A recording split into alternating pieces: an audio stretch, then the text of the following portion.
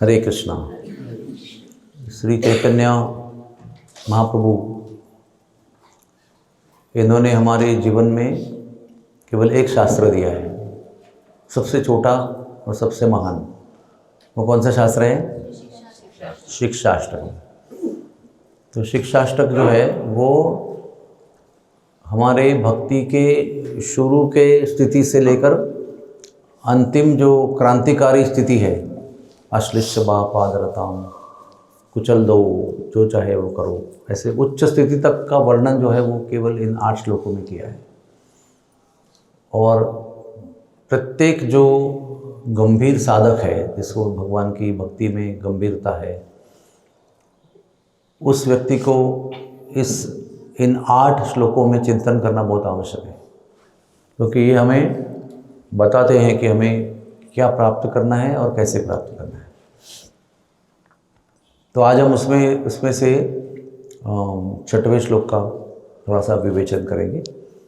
नयनं गलदश्रुधारया वदनं गदगदरुद्धया गिरा पुलकैर्निचितं वपु कदा तव नाम ग्रहणे भविष्यति। तो इसमें कहा गया है कि भगवान आपका नाम पुकारते हुए कब मेरे नेत्रों से आंसू आएंगे, कब मेरे कंठ गदगद होंगे, कब मेरा कंठ गदगद होगा, और कब मेरे शरीर के रोमांच खड़े हो जाएंगे, कब मेरा शरीर पुलकित हो जाएगा। तभी ये बहुत ही ऊंची स्थिति है। भगवान का नाम लेते ही अगर आंखों में आंसू आना, बहुत अनर्थ निवृत्ति होती ना, उसके बाद की स्थिति है ये। जब हृदय में सारे जो अनर्थ है, काम क्रोध लोभ मद मोह मत्सर झगड़ा टंटा अहंकार, ये सबके मिटने के बाद में जब भगवान से प्रीति होती है, केवल ये मिटने से कुछ नहीं होता है। समझो आपने घर में साफ़ सफाई किया और बाद में कुछ नहीं किया तो अच्छा है, लेकिन साफ़ सफाई करने के बाद हम डेकोरेशन करते हैं घर का, फूल लगाते हैं, तोरण लगाते हैं, तो केवल अनर्थ निवृत्ति का कोई वैल्यू नहीं है। लेकिन अनर्थ निवृत्ति के साथ अगर प्रेम भगवान का हम चाहिए, हमको, हम उसके लिए साधना कर रहे हैं, तो वो परिपूर्ण कॉम्बिनेशन है। तो अगर हमको वो स्थिति प्राप्त करनी है तो हमको बहुत गंभीर होना पड़ेगा इस विषय में। अभी शुरू में कैसा है, हे भगवान आपका नाम तो इतना महान है, फिर भी मुझे कोई रुचि नहीं है इसके अंदर, ये भी बताया उसके अंदर। दुर्दैवम ईदृशमिहा न जनि अनुरागः, कि मुझे इतना सब होने पर भी आपके नाम के प्रति कोई आकर्षण नहीं है। प्रेम तो दूर की बात है, अभी तो विचार भी नहीं है कि अच्छा है मेरे लिए, इसको लगना चाहिए। तो अगर फिर वो अश्रु वगैरह बहाना है तो कितना टाइम लगेगा उसके लिए। सबसे पहले लगता है संकल्प कि मेरे जीवन में भगवान नाम सर्वतोपरि है। क्या हमको ये पता है? तो पता करना ज़रूरी है। अधिकतर लोग भगवान का नाम समृद्धि के लिए, अच्छा पैसा आने के लिए, अच्छा समृद्धि ऐश्वर्य सुख समृद्धि आने के लिए करते हैं। हम सब लोग ऐसे ही आए थे, कुछ मिलेगा हमको, भगवान का नाम करेंगे तो प्रमोशन होगा, सुंदर पत्नी मिलेगी। ऐसे बहुत लोगों के मन में विचार होते हैं, खास करके जो बहुत पढ़े लिखे नहीं हैं या उनके पास धन संपत्ति नहीं है या बहुत सारे कष्ट है जीवन में। तो बहुत लोग सोचते हैं कि ये अगर नाम लूँगा तो ना ये सब घर में जो परेशानियां हैं, फाइनेंशियल प्रॉब्लम है, घर में गृह कलेश है, झगड़े हैं, वो सब खत्म हो जाएंगे, बीमारी भी ठीक हो जाएगी। बीमारी कुछ लोगों के जीवन में इतनी होती है, सब लोग घर के बीमारी रहते हैं, बहुत खर्चे होते हैं। तो लोग सोचते हैं कि ये अगर मार्ग अपना लेंगे तो एक बार ये कष्ट खत्म हो जाएगा तो अच्छा रहेगा। लेकिन भगवान का नाम है ना, वो इनमें से किसी वस्तु को प्राप्त करने के लिए नहीं है। ये हो सकते हैं, भगवान चाहे तो वो कर सकते हैं, लेकिन भगवान का नाम का जप का विधि जो है वो आपके दुख दर्द मिटाने के लिए या आपको धन संपत्ति देने के लिए, आपको सुख समृद्धि देने के लिए नहीं है। सबसे बड़ी इंपॉर्टेंट जानकारी शुरू में होनी चाहिए। कुछ भी हम काम कर रहे हैं, आप इतना दूर से आप बरसाने आए हो, आपको अपना उद्देश्य क्लियर होना चाहिए कि हम किस लिए आए हैं, और उसी उद्देश्य के अनुसार हमको फोकस रहना चाहिए कि हम इस उद्देश्य के लिए आए, हमको ये उद्देश्य हासिल करना है। तो भगवान के नाम के जप का उद्देश्य क्या है, आप बताइए, क्यों करते हैं भगवान के नाम का जप,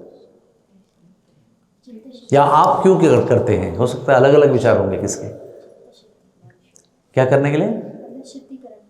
आत्मशुद्धि के लिए। आत्मशुद्धि के लिए भगवान नाम करते हैं, और मन की शांति के लिए करते हैं। मन बहुत अशांत है, दुखी है, बहुत बेचारा विचलित है, परेशान है, तो मन को थोड़ा सा एक जगह शांत करना आवश्यक है, और कोई रास्ता जमता नहीं मुझे, तो मैं भगवान नाम लेता हूँ, और भगवान के चरणों में जाना है, भगवान को प्राप्त करना है, उनके चरणों की भक्ति प्राप्त करनी है, और हाँ, टू प्लीज हिम, भगवान को प्रसन्न करने के लिए करना है, और कृष्ण प्रेम प्राप्ति के लिए। ये सब उत्तर सही है, इसमें कोई गलत उत्तर नहीं है। लेकिन इसमें भी कैसा होता है ना, आध्यात्मिक जीवन में good and better and better and better बाद में बेस्ट होता है एक, और सब गुड ही होते हैं, कुछ बुरा नहीं होता है। तो इसमें सबसे सर्वोच्च उपाय जो है, कारण जो है, ये है भगवत प्रेम प्राप्त करना। अभी शायद वो हमारे लिए रेलेवेंट नहीं है, अभी दुख इतने भयंकर है, मन इतना चंचल है, इतना दुखी है, परेशान है, तो उसको पहले शांत करना है। सही है, कोई प्रॉब्लम नहीं है। फिर क्या कहा आपने? मन शांति कहा, फिर क्या कहा? दुखों का निवारण कहा। ये सब सही है, लेकिन कृष्ण प्रेम सर्वतोपरि है। और ये अगर हम लोग उस स्तर पे भी नहीं है, फिर भी हमको ये पता होना जरूरी है कि मैं ये जो कर रहा हूँ उसका अल्टीमेट गोल जो है वो कृष्ण प्रेम है। इस उद्देश्य के साथ हमको शुरू करना है भगवान का नाम का जप। और जब मैंने शुरू किया था तो मुझे कुछ ये पता नहीं था, बस मेरा दोस्त है जो मुझे बता रहा है। मैंने कहा क्या करूं बताओ, अभी जो बोलूँगा वो करूँ, जो बोलेंगे आप वो करूँगा। तो उन्होंने कहा 4 माला जप करो, तो मैंने जरूर किया। मुझे कुछ पता नहीं था उस समय। फिर पता कैसे चला? बाद में सुन के पता चला, सत्संग में पता चला, प्रवचनों में पता चला, गुरुजनों के, शिक्षा गुरुओं के संग में पता चला। तो अगर हमको किसी भी चीज़ की जानकारी करनी है तो श्रवण करना पड़ेगा, और भगवान के विषय में कुछ काम कर रहे हैं उसके बारे में जानकारी करनी है तो क्या करना पड़ेगा? भगवान के विषय में बोलने वाले संतों के संग में बैठना पड़ेगा।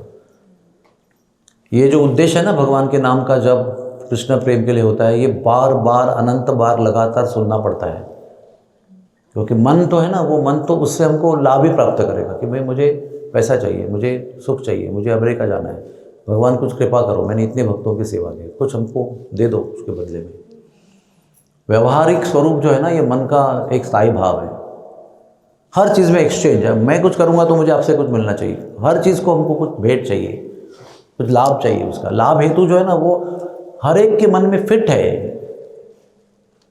समझो अभी डीटी वर्शिप करेंगे तो उनको महाप्रसाद चाहिए, उनको भगवान के महा गार्लैंड चाहिए, उनको कुछ ना कुछ चाहिए जो उसके प्रति उनको लगता है कि मेरा अधिकार है। ये जो भावना है वो नष्ट होनी चाहिए। दुनिया में तो व्यवहार करते हैं, हम नौकरी करते तो पगार लेते हैं, और किसका काम करते तो उसका पैसा लेते हैं, या कुछ और करते तो कमीशन लेते हैं। लेकिन भगवान के विषय में व्यवहार स्वरूप नहीं करना चाहिए। तो मैं आज भगवान के नाम के बीच में आने वाली जो बाधा है उसके विषय में चर्चा करूंगा, जो आपको और हमें ये जो सर्वोच्च लक्ष्य है उसको प्राप्त करने में बहुत बाधा दे रहा है वो। तो हम लोग आपसे पूछेंगे कि आपके लिए क्या बाधा है भगवान के जप में। थोड़ा विचार मंथन में होता है ना, मैं ही बोलेंगे तो आपको सब कुछ अंदर जाएगा, कुछ बम्पर जाएगा, कुछ निकल जाएगा। इसलिए आप बोलेंगे तो आपके विषय में आप सुनेंगे उसको कि हाँ मैंने ये कहा था, उसका उत्तर क्या है। मन को एकाग्र करने नहीं रखता है मन, है ना, मन नहीं बैठता है उसके अंदर। मन को 50 चीज़ें अच्छी लगती है, नींद आती है। कितने लोगों को नींद आती है? हम सब लोग एक हैं इसमें, हमारा इसमें एकता है, we are united in this matter. Social media अभी आजकल तो जपा का तरीका कैसा होता है पता है ना आपको? हरे कृष्णा कृष्ण कृष्ण हरे राम राम राम हरे हरे कृष्ण कृष्ण हरे राम राम हरे कृष्ण कृष्ण कृष्ण हरे राम राम राम हरे हरे। इससे बड़ी बाधा लगता नहीं आज तक दुनिया में कभी आई होगी। इतने लोग उसमें बिके हुए हैं कि वो महान महान भक्त जो 40-40 साल भी जप कर चुके हैं ना, उनको भी इसका मोह छूटता नहीं है। तो समझो कभी हमने निश्चय किया कि उसको छोड़ के हम लोग जप के जाएंगे, उसकी इतनी याद आएगी आपको, अरे मुझे वो मैसेज भेजना था, अरे वो फ़ोन करने वाला था, अभी क्या होगा। बार बार नहीं भी होगा साथ में तो भी वो आपको दूर से भी खींचते रहेगा अपनी ओर विचार के रूप में। तो हम लोग उस पर आज बात नहीं करेंगे, आज मैं निद्रा के ऊपर बात करने वाला हूँ। क्या कारण है हमको जब में निद्रा आती है बताइए। एक कारण, जेन्युइन कारण जो है, निद्रा पूरी नहीं होती है, डिप्राइव्ड, यानी निद्रा आपकी 6 घंटे की ज़रूरत है, आपको 5 ही घंटा मिल रहे, 4 ही घंटा मिल रहे, ठीक है। एक निद्रा में हम लोग बेड पे हैं लेकिन हमको निद्रा प्राप्त नहीं हो रही है, यानी हम लोग 8 घंटा बेड में लेकिन हमको 4 घंटा भी नींद नहीं आती, ऐसे अस्वस्थ रहते हैं। कुछ बुरे सपने आते हैं, कुछ चिंता रहती है मन में, कुछ परेशानी होती है, या कल क्या करना है उसके लिए एंग्जाइटी होती है, एग्ज़ाम है या कुछ बेटी की शादी है या कोई और कोई जाना है, कोई फ्लाइट पकड़ना है, तो नींद ही नहीं आती है। दूसरा कारण यह है कि हमारी शरीर की अवस्था, हम लोग अस्वस्थ हैं, बीमार हैं, शरीर थोड़ा सा कष्ट में है। और क्या कारण है नींद आने का बताओ, आप अपने जीवन का बताओ। आपके जीवन में अभी नींद आ रही है तो कारण क्या है उसका बताओ। रात को देर से खाना और रात को ज़्यादा खाना, रात को भारी खाना खाना, यानी रात को पनीर, मिठाई, पकोड़ा, कचौड़ी, ये सब रात को खाना, ज़्यादा खाना और देर से खाना, ये सबसे बेकार कारण है। क्योंकि हमारे प्रोग्राम होते हैं ना सत्संग, वो लोग कोई 8 बजे के पहले आते नहीं, तो उसके बाद में प्रवचन होता है, उसके बाद में कीर्तन होता है, उसमें डांसिंग होता है, उसके बाद में प्रसाद होता है। और कोई ये सोचता नहीं है कि कल मुझे जब करना है तो मैं अभी ये सब खा नहीं सकता, पनीर भी रखा है, कचौड़ी भी रखी है, रात को भक्तों को अच्छा प्रसाद देना चाहिए। तो जिन लोगों को जब करना है वो लोग उसको नहीं छुएंगे और चावल डाल लेंगे सम्मान के लिए, चले जाएंगे। जिनके मन में फिक्स है कि मुझे सुबह जब करना है, हम लोग अभी रात को प्रोग्राम में जाते हैं, उधर प्रसाद नहीं लेते। हमारा 6 बजे का टाइम है, 6 बजे खाते हैं और चले जाते हैं, और प्रोग्राम को बोल देते हैं हमको प्रसाद के लिए फोर्स मत करना, नहीं खा सकते हैं। हमारा नियम भी बना दिया ऐसे हमने, सबको पता है। काउंसिलिंग मीटिंग भी होती है तो हम लोग पहले प्रसाद पाते हैं 7 बजे, फिर काउंसिलिंग मीटिंग करते हैं, ताकि रात को काउंसिलिंग मीटिंग के बाद में प्रसाद लेने की आवश्यकता नहीं है। तो एक है हमारा आहार जो गलत है। और क्या कारण है? नहीं, नींद आने की बात कर रहा हूँ। विचार आने से हम तो जगह रहते हैं, एकदम टक जगह रहते हैं, 50 विचार साथ में चल रहे हैं, 550 ट्रैक्स टुगेदर। नींद आने का संभावना नहीं है, हम नींद की बात कर रहे हैं। और बताओ, वर्किंग शेड्यूल बहुत हेक्टिक हो जाए कभी कभी। अभी जब में बैठे हुए हैं नींद आ रही है, इसका कारण है कि जब की पोस्चर, हम लोग ऐसे बैठे हैं। कई लोग जब सो रहे हैं ना, तो मैं देखता हूँ वो ऐसे बैठे रहते हैं। ऐसे बैठने से क्या होता है? ऐसे बैठने से तो छाती में अच्छी हवा नहीं आती है जो आपको ज़रूरत है। इसलिए जब में ना सही बैठना बहुत आवश्यक है, सीधे बैठना बहुत आवश्यक है। कथा में देखो, अभी मैं बैठा हूँ कथा करने के लिए, मेरे पीछे बढ़िया आसन लगा के रखा है। कभी थक जाऊँगा तो मैं ऐसे लेट जाऊँगा, लेकिन मैं कभी भी कथा करते समय ऐसे टेक के कथा नहीं करता, क्योंकि पोस्चर ऐसा बताता है कि मुझे कथा में इंटरेस्ट नहीं है। बैठा हूँ, आपने भी बोला है मुझे, तो ठीक है, अभी कुछ बोलना है, लेकिन इस पोस्चर का अर्थ ये है कि हमें बहुत इंटरेस्ट है उसमें, जागरूक है, अलर्ट है उसके अंदर। तो अगर आपको सच में जप में नहीं सोना है, आपको ऐसे नहीं कभी बैठना है, आपको सीधे बैठना है। अगर पैर दुख रहा है तो आपको ऊपर बैठना है, लेकिन सीधे ही बैठना है। ओके। दूसरी बात है कि हम लोग क्यों सोते हैं? क्योंकि हम लोग सोते हैं फिर भी सोते ही रहते हैं, लेकिन उठते नहीं वहाँ से हम लोग। यू आर ओके कि मैं सो रहा हूँ, मैं भी एक माला में मैंने केवल 10 ही मंत्र बोले हैं एक माला में, बाकी सब सोते सोते ही मेरी माला आगे चली गई है। We are okay with that. वो गलत है। अगर आपको नींद आ रही है, आपको झट से उठना चाहिए, 2 पैर 4 पैर चलाना चाहिए, हाथ चलाना चाहिए, लंबे लंबे सांस लेना चाहिए, फिर बैठना चाहिए। और अगर आपके बाजू में कोई जप में सो रहा है तो आपको देखते रहना नहीं चाहिए, कुछ जगाना चाहिए, क्योंकि जप में सोना एक भयंकर रोग है, डेंजरस रोग है वो। क्यों डेंजरस रोग है? क्योंकि भगवान ने अपने आप को पूरे ऐश्वर्य के साथ आपके लिए नाम में अर्पण कर दिया है, और वो नाम आपको दिया है कि लो अभी आप मुझसे दूर है ना बहुत, अभी मैं आपको मेरे रूप में आपको आ रहा हूँ आपके पास। तो ये सर्व कल्याणकारी, सर्व डेंजरस, जन्म मृत्यु की अनंत श्रृंखलाएं, जन्म जन्मांतर के आना जाना निरंतर जो चलते रहता है, उसको बचाने के लिए ये सर्वोच्च उपाय सबसे आसान रूप में हमको दिया है, और वही करते समय हम सो रहे हैं। इसका मतलब क्या हुआ? माया आपको उसी जगह प्रयार कर रही है जहां पर आप उससे युद्ध करने जा रहे हो। जब क्या है, जब माया से युद्ध कर रहे हो, आज से हम निर्णय कर लिया कि आपके गोद में नहीं रहेंगे, कृष्ण के गोद में जाना चाहते हैं, तो जो उनके गोद में आराम से सो रहे हैं उनको वो कोई परेशान नहीं करते। तो दारू पी रहे हैं, मटन खा रहे हैं, व्यभिचार कर रहे हैं, नशा कर रहे हैं, उनको बिल्कुल बताए करते रहो, अपने प्रभाव में रखते। उठकर जो जाना चाहता है ना, उसको पहले पकड़ दिए। उठकर जाना मतलब भगवान के नाम का जप करना। तो मुझे बड़ा दुख होता है कि जब मैं किसी को सोते हुए देखता हूँ जप करते समय, क्योंकि वही एक रास्ता है, वही एक मार्ग है आपको भगवान से मिलने के लिए। उसी से आप भगवान को मिलने वाले हो, उसी से भगवान का प्रेम प्राप्त होने वाला है आपको, उसके से भगवान की सेवा प्राप्त होने वाली है, उससे भगवान का सानिध्य प्राप्त होने वाला है। और वही करते समय को नींद आ रही है। जैसे अभी आपके एग्जाम है और आपको पढ़ना है, और आपको वो समय पढ़ते समय नींद आ रही है, तो डेंजर क्या है? निश्चित फेल हो जाएगा वो। जो काम उसके लिए महत्वपूर्ण है वही करते समय उसको नींद आ रही है। तो ये कोई हंसी खेलने का बात नहीं है। देखो जो कैसे सो रहा है, देखो कुछ को लोग खर्राटे में भरते हैं, लेकिन फिर बाजू वाला व्यक्ति कुछ नहीं बोलता है उनको, कि उनको करुणा नहीं मन में कि ये जीवन का सर्वोच्च कार्य करते समय मेरा प्रिय भक्त बाजू में बैठा हुआ सो रहा है या सो रही है। और हम भी कैसे होते हैं, समझो हमने हमको किसी ने जगाया, मैं कहाँ सो रही हूँ, जब कर रही हूँ। लेकिन नींद इतनी सूक्ष्म होती है कि हमको पता ही चलता नहीं है।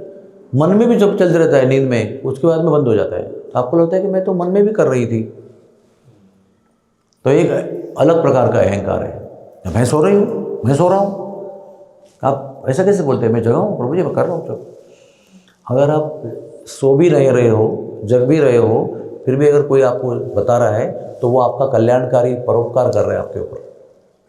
हो सकता है उसके देखने में गलती हो सकती है, लेकिन वो उसकी भावना जो है, जो उसका उद्देश्य है, वो आपके कल्याण के लिए है।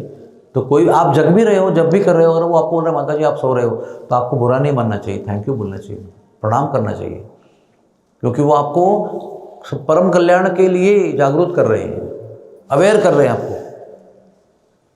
कोई उद्भट व्यक्ति नहीं है वो, उद्दंड व्यक्ति नहीं है को सबको दिखा रहा है कि देखो ए उठो जाओ, क्या जो सोते हो जब करते समय। ऐसा भाव नहीं है, ऐसा भाव करना भी नहीं चाहिए कि मुझे वो सब अधिकार है सबको जगाने का। क्या करते, सोते सब लोग, रात को इतना पनीर खाते हैं, सो जाते हैं। ये उद्दंड भाव नहीं होना चाहिए, करुणा का भाव होना चाहिए।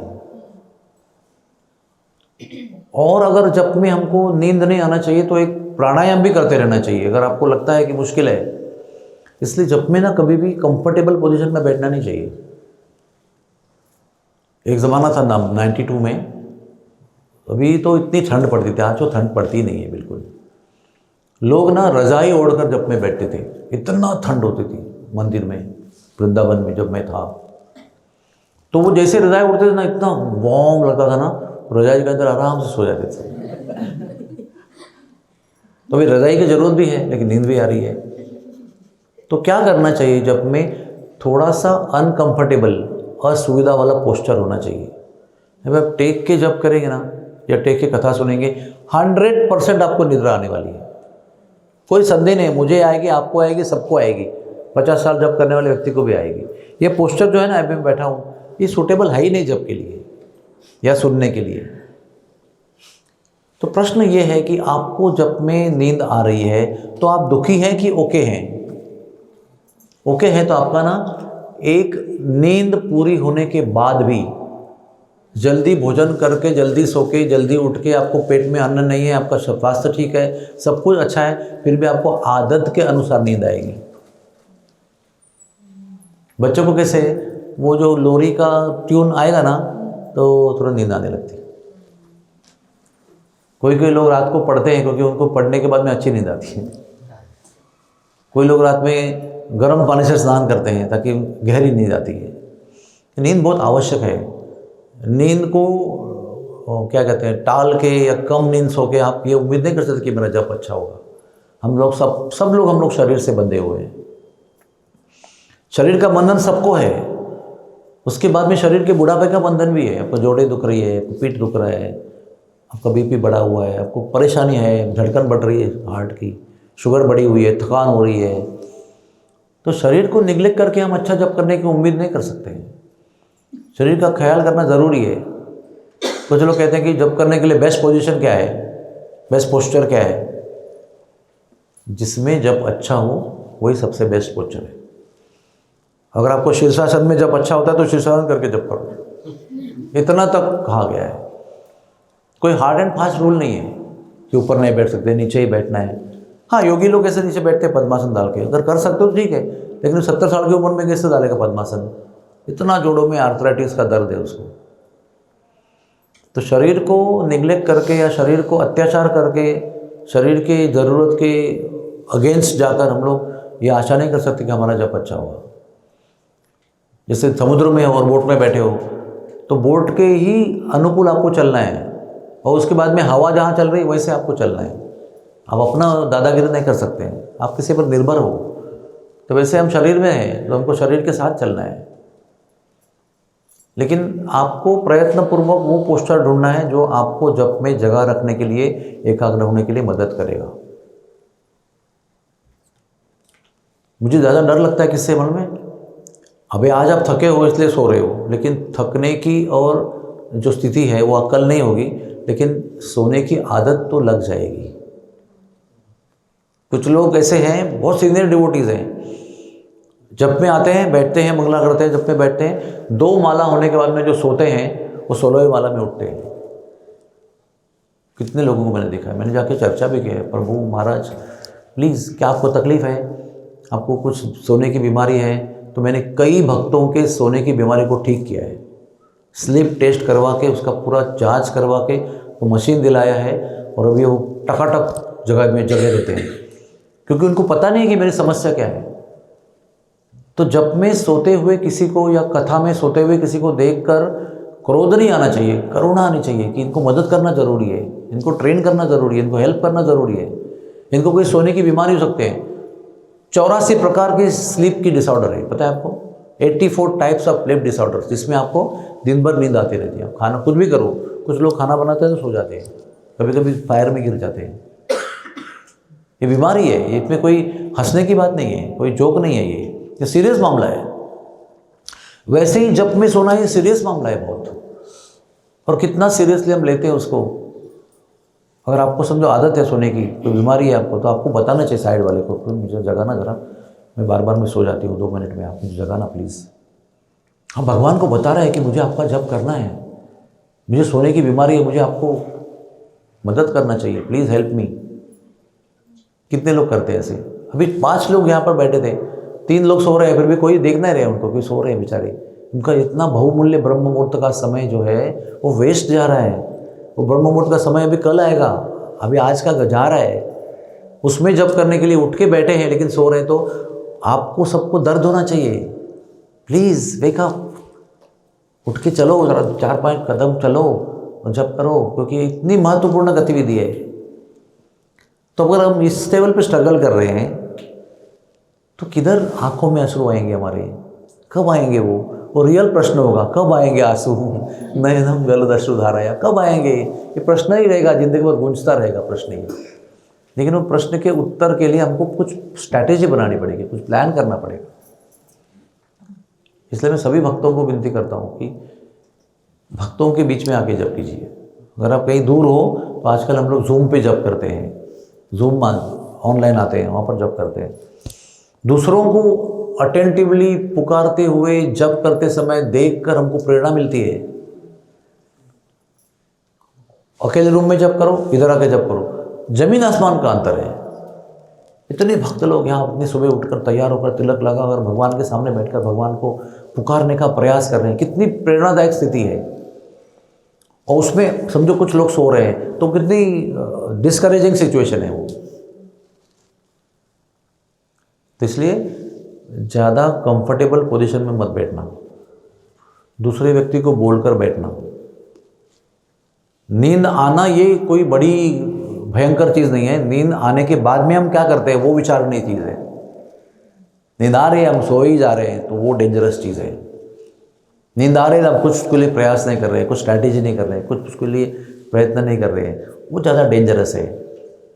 जैसे भौतिक दुनिया में आएंगे तो काम वासना नेचुरल है, वो क्या करेंगे, शरीर दिया तो काम वासना आएगी, लेकिन उसके लिए कर क्या रहे हैं हम लोग, वो इम्पोर्टेंट चीज़ है।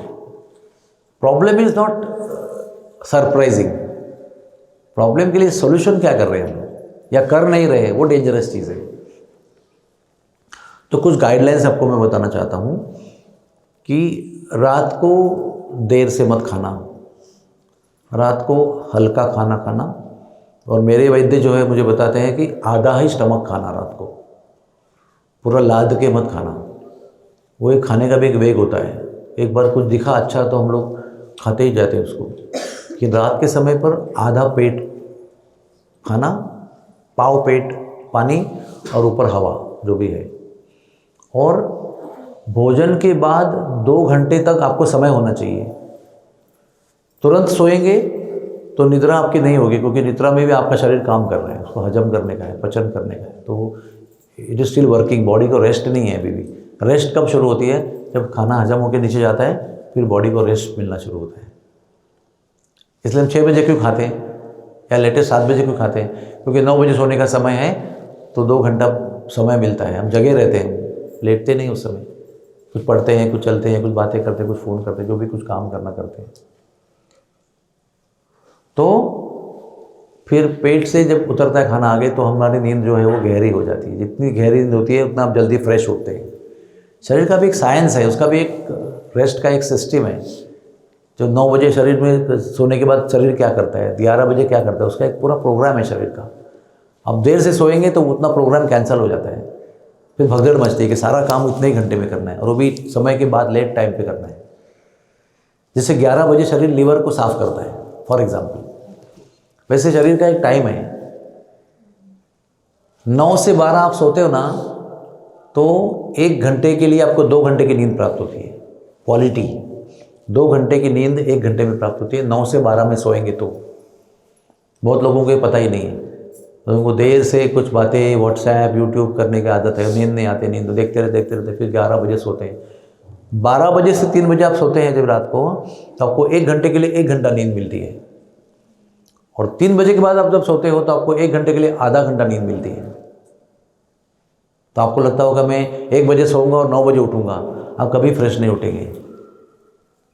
जल्दी सो के जब उठेंगे आप 3 बजे, आप फ्रेश उठ सकते हो। कल मैं 9 बजे सोया, मुझे अपने आप 3:45 को जाग आ गई। मैं सोच रहा हूँ अरे 4:30 क्यों नहीं बजे अब तक, लेकिन क्योंकि जब 9 बजे मैं सो गया तो मेरा शरीर एकदम परफेक्ट टाइम पे परफेक्ट काम करके मुझे अच्छा विश्राम देके अच्छे समय पर जागरूक कर रहा है। तो कम सोने के लिए नहीं जल्दी उठते हम लोग, समय उनको देना है, लेकिन योग्य समय पर सोना है।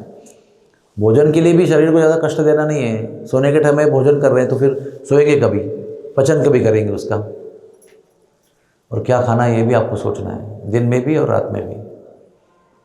जितना सुपाच्य खाना है उतना ही खाना है। और अगर हम सो रहे हैं तो हमको लोगों को पूछना चाहिए कि क्या मैं खर्राटे भरता हूँ, क्या मैं नींद में उठ के कुछ बातें करता हूँ, क्योंकि वो खर्राटे भरना और नींद में बातें करना ये मतलब नींद नहीं हो रही है आपकी, उस समय कुछ और हो रहा है, शरीर को विश्राम नहीं प्राप्त हो रहा है।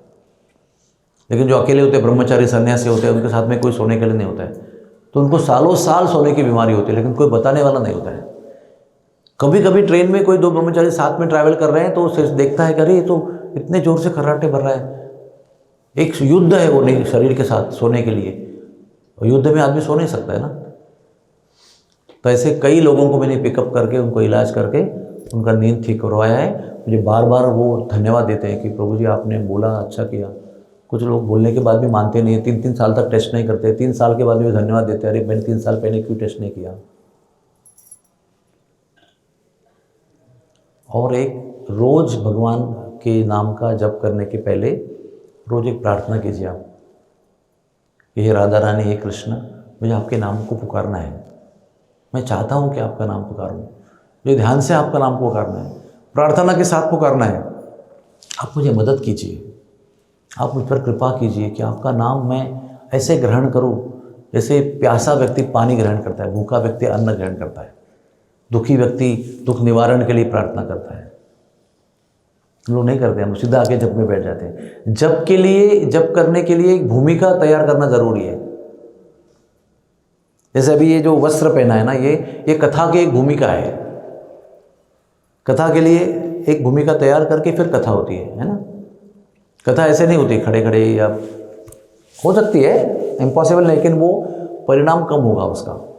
अब मैं यहाँ पर जो हाफ पैंट और टी शर्ट पहन के बैठूंगा या जीन्स पहन के बैठूंगा तो बात मैं वही करूँगा कृष्ण के लिए जो शाम को करता हूँ, लेकिन आपके मन में उतना परिणाम नहीं होगा, क्योंकि आप जब सुन रहे हो तो आप देख भी रहे हो। तो उसका भी एक डेकोर है ना। डॉक्टर भी जब स्टेथोस्कोप एप्रन लेके जाएगा तो उसका एक वैल्यू होती है ना। वैसे ही जाके हाफ पैंट में पेशेंट को चेकअप नहीं करता है। हर एक चीज़ को एक भूमिका पैदा करना जरूरी है। तो ये भूमिका जो है ये प्रार्थना की है। जब के लिए एक मन को तैयार कर रहे हैं आपके, हम अभी बहुत ज़्यादा महत्वपूर्ण एक्टिविटी करने वाले हैं, जो जीवन में सबसे बड़ी एक्टिविटी है।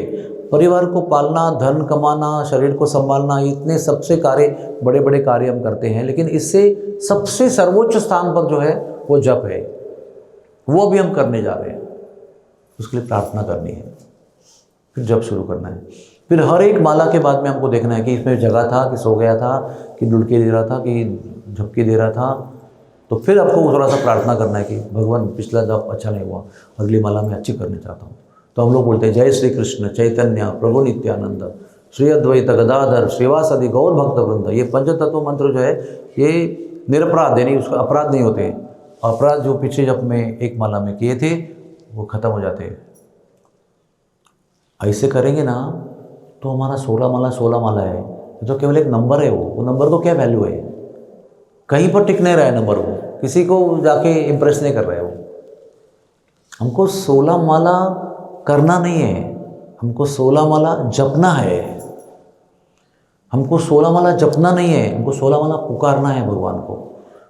अभी आप विचार कीजिए कि आप कितने माला में, कितने मंत्र में भगवान को पुकारते हैं, और कितने मंत्र हरे कृष्ण कृष्ण कृष्ण हरे हरे राम राम राम हरे कृष्ण कृष्ण कृष्ण हरे राम राम राम। कितने माला ऐसी होती है हमारी, और कितनी बार हम पुकारते हैं भगवान को एक बालक की तरह। तब इसमें गंभीरता नहीं होगी, इसमें प्रयास नहीं होगा, इसमें प्लान नहीं होगा, तो कैसे होगा अपने आप ही? कुछ भी अपने आप नहीं होता है। जब नदी बह रही ना, तो आपको नदी बहते हुए, नदी इस तरफ बह रही है, तो आपको एक जगह खड़े रहने के लिए कुछ भी मेहनत करनी पड़ती है। अगर कुछ भी नहीं करेंगे तो नदी आपको ले जाएगी अपने प्रवाह में, और आगे बढ़ना है उल्टा तो फिर कितनी मेहनत करनी पड़ेगी। और जब जो है ना वो एक जगह खड़ा रहना भी नहीं है। जब जो है भौतिक दुनिया के प्रवाह के अगेंस्ट जाना है। दुनिया आपको इंद्रिय भोग की ओर ले जा रही है और आपको भगवान की ओर जाना है, तो कितना कष्ट करना पड़ेगा। तुकाराम महाराज कहते हैं दिवस रात्रा अम्मा दुखा से युद्धा से प्रसन्न।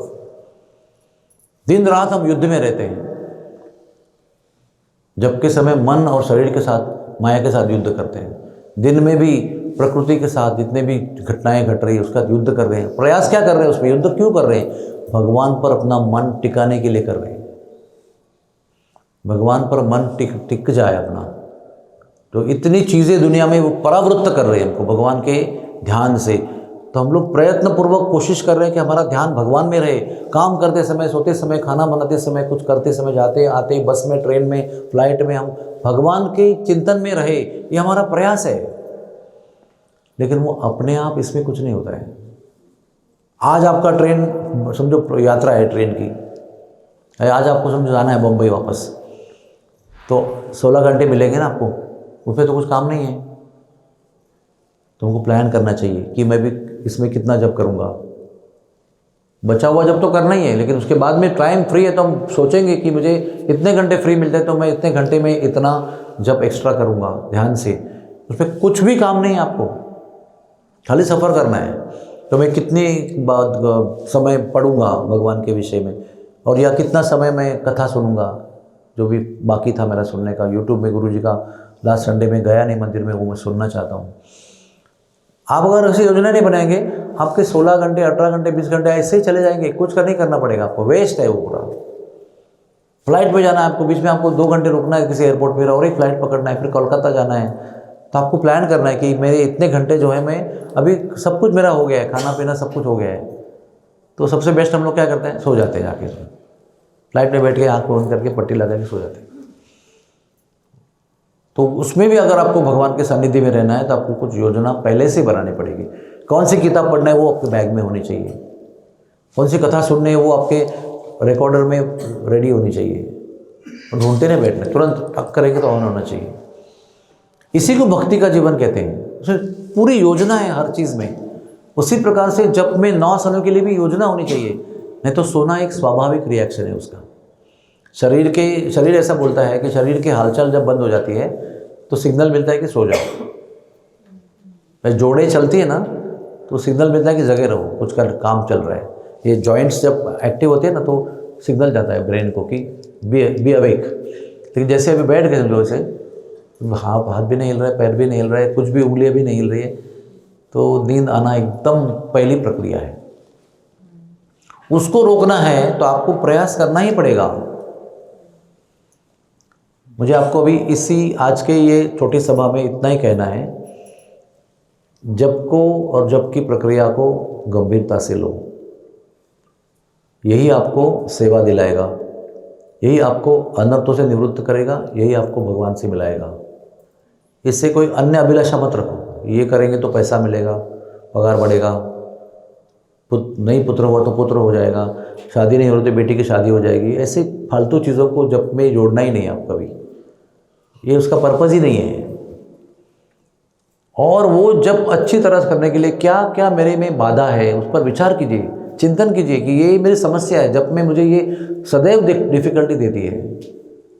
मैं उसके लिए, देखो कैसा है ना, आपको पता है आपको जब में क्या तकलीफ़ है ये आपको पता है, मुझे तकलीफ़ क्या है मुझे पता है। और कुछ सामान्य तकलीफ़ें हैं जो सबको होती है, फिर आपको बारे में मुझे पता है और मेरे बारे में आपको पता है।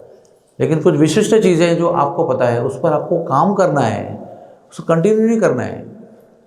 आप लोग कैसे करते हो, आपका बच्चा मैथमेटिक्स में बहुत वीक है समझो, हर बार उसको 10 मार्क मिलते हैं 50 में से, तो आप उसको एक्सेप्ट नहीं करते हो, चलता है चलने दो उसको, continue, what is the problem. नहीं, हम लोग मैथ का टीचर लगाएंगे, उसको स्पेशल ट्रेनिंग देंगे, उसको बोले तुम क्या डिफ़िकल्टी बताओ। कभी कभी अच्छा ट्रेनिंग, अच्छा टीचर देने से, व्यक्तिगत अटेंशन देने से वो एकदम हाई स्कोर करने लगता है मैथमेटिक्स में, उसको रुचि आने लगती है। जब हम छोड़ दिया तो क्या होगा, कुछ नहीं होगा। तो आप आपकी जो भी समस्या है उस पर स्टडी करो। आप जैसे भी आप बरसाने में बैठे हो, धाम में बैठे हो, धाम आपको हज़ारों गुना जप में सपोर्ट कर रहा है, और तभी भी हम सो रहे हो आदत की वजह से, मुंबई की आदत है, वो यहाँ पर लेके आए, तो क्या होगा, इतना बड़ा भाग्य मिल रहा है 8 दिन के लिए, वो भी वेस्ट हो जाएगा आपका। तो हाउ सीरियस यू आर, कितना दुख हो रहा है आपको इसकी वजह से, ये मायने रखता है कि आप क्या करोगे उसके ऊपर, और क्या करोगे ये मायने रखता है कि आपका परिणाम क्या होगा। जब जीवन का सर्वोच्च प्राप्ति है हमारी, अनंत जन्मों के पुण्य के बाद में इस जन्म में उसकी परिणति के रूप में भगवान नाम प्राप्त होता है। जो भगवान नाम वो देवावती माता जी कहती है, पूरी कथा कपिल देव के बाद सुनने के बाद में वो अपना रिस्पॉन्स दे रही है। वो कहती है कि जो व्यक्ति जप कर रहा है, जिसके मुंह से भगवान नाम आ रहा है, इसका अर्थ ये है, वो कह रही है कि उसने सारे शास्त्र पढ़ लिए पिछले जन्मों में, सारे संतों की सेवा कर ली है, सारा तप कर लिया है, सारा दान पुण्य कर लिया है, सारी तीर्थ यात्रा कर ली है। ये सारे कामों का नतीजा भगवान नाम की प्राप्ति है। और अगर आपको भगवान नाम की प्राप्ति है, इसका अर्थ है कि आपने ये सब कर चुके हैं आप, और वो प्राप्त होने के बाद में हम सो रहे हैं, तो है ना, प्रॉब्लम है ना इसके अंदर।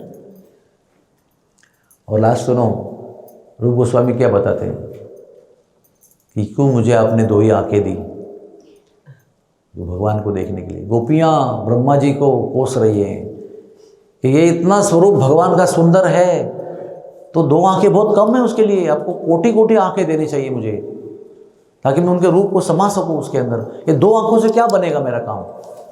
चलो ये देखने के लिए हो गया, सुनने के लिए क्या कहते हैं कि भगवान नाम का जप का जो आनंद है वो विशाल आनंद के सागर की तरह है। वो सागर जो है ये 2 छोटे से होल में से कैसे घुसेगा अंदर? इसलिए भगवान मुझे आप कोटि कोटि कान दे दो, ताकि मैं ये नाम जो है वो सुनूं, इसकी महिमा को प्राप्त करूं। यह अगाध सागर जो है ये छोटे से गड्ढे में से कैसे अंदर जाएगा? और फिर कहते हैं कि मुझे हजारों करोड़ों जबान दे दो। इतना महान नाम है ये भगवान का। तो ये सब भावना कब होगी फिर? हमको लगता है कि एक ही कान काफी है, 2 कान क्यों? संत लोग कह रहे हैं कि उनको हजारों कान चाहिए, हजारों जिह्वा चाहिए। तो ये सुनना जरूरी क्यों है? हम लोग नहीं उस स्तर पे नहीं हम लोग, लेकिन सुनना जरूरी क्यों है? पता चलता है कि कम से कम वो हमको प्राप्त करना है, आज नहीं तो कल परसों अगले जन्म में तो करेंगे कम से कम। लेकिन पता ही नहीं तो क्या है, जो है संतुष्ट रहेंगे। भक्ति में 2 चीज़ें साथ में होती है, संतुष्टि और असंतुष्टि। भक्त लोग भगवान की कथा सुनने से संतुष्ट भी होते हैं और हमेशा असंतुष्ट रहते हैं। कितना सुनने पर भी उनको और सुनने का मन करता है। भगवान के नाम का भी ऐसा ही होना चाहिए। नाम करने से संतुष्टि प्राप्त होगी और आपको असंतुष्टि लगना चाहिए कि और आगे और कभी लूँ, 17वीं माला कभी करूँ, 18वीं माला कभी करूँ। हम लोग को 16 ही लगता है पहाड़ जैसा है, कभी पहाड़ पार करूँगा। लेकिन ये 16 करने के बाद जिसको 17वीं माला करने का मन होता है, उसने अच्छा जप किया है, ये उसका प्रमाण है।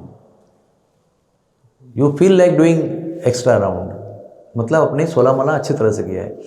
और 16 माला करने के बाद यही भी छोड़ दिया उसको, भी अगली बार दिन तक उसको देखना नहीं है। इसका मतलब आपको जप में ना रुचि है, ना आपने ठीक तरह से किया है उसको। तो आइए हम प्रार्थना करें भगवान से कि हमें निरंतर जप करने की इच्छा हो। अर्जुन ने भी कहा था, कैसे पहचानो भक्त को? उन्होंने कहा सततम कीर्तयन्तु माम यतन्तश्च दृढ़व्रतः। दृढ़ निश्चय के साथ, दृढ़ व्रत के साथ जो निरंतर मेरा नाम जपते हैं वो मेरे भक्त हैं। लोग 16 माला के लिए भी तड़प रहे हैं, कैसे करें कैसे करें, क्यों करें, क्यों लिया दीक्षा हमने। तो आइए इस पर चिंतन करें हम।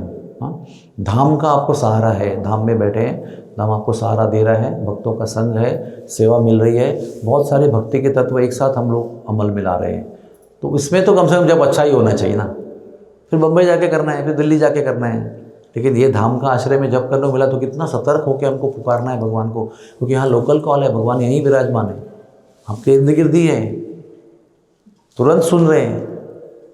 यस, आपको जप में ध्यान रखने के लिए और नींद को डिफीट करने के लिए उठकर शरीर का संचालन करना ही है। आपको संचालन होगा, थोड़ा रक्त प्रवाह ऊपर नीचे जाएगा, थोड़ी सांसें ऊपर नीचे जाएंगी, वापस ध्यान आ सकता है जप में। पिछले हफ्ते मैंने इस पर 4 प्रवचन दिए हैं इसी विषय पर, तो मैं आपको भेज सकता हूँ, वो सुन सकते हैं।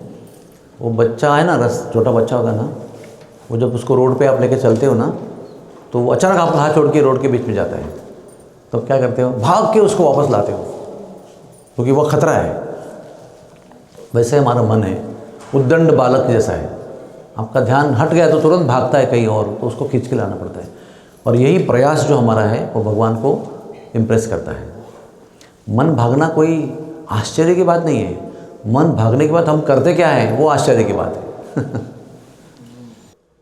हरे Krishna Krishna Krishna Hare Hare, Hare Ram Ram Ram Hare Hare. Thank you very much. Hari बोल।